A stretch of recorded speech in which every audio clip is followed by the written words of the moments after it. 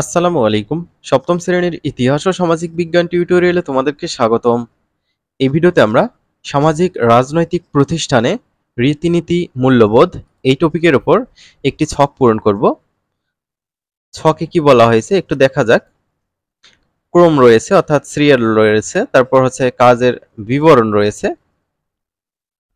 দায়িত্বশীল সামাজিক রাজনৈতিক প্রতিষ্ঠানের নামগুলো লিখতে হবে, সামাজিক রীতিনীতি ও মূল্যবোধের নামগুলো লিখতে হবে। তাহলে চলো আমরা এই ছকটি পূরণ করি। শিক্ষার্থীরা, চ্যানেলটি সাবস্ক্রাইব করা না থাকলে চ্যানেলটি সাবস্ক্রাইব করে রাখবে পরবর্তী ভিডিওগুলো পাওয়ার জন্য। 1 নম্বর, অন্যকে মত প্রকাশ করতে দেওয়া।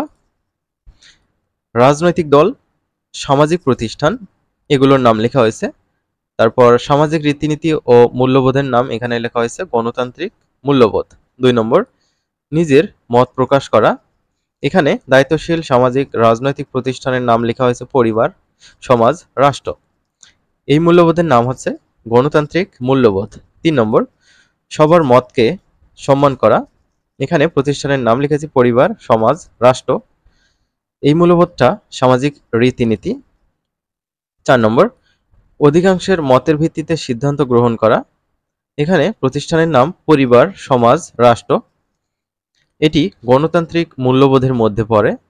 তারপর 5 নম্বর, কারো মতকে খাটো না করা। প্রতিষ্ঠান হিসেবে লেখা হয়েছে পরিবার, সমাজ, রাষ্ট্র, গণতান্ত্রিক মূল্যবোধ।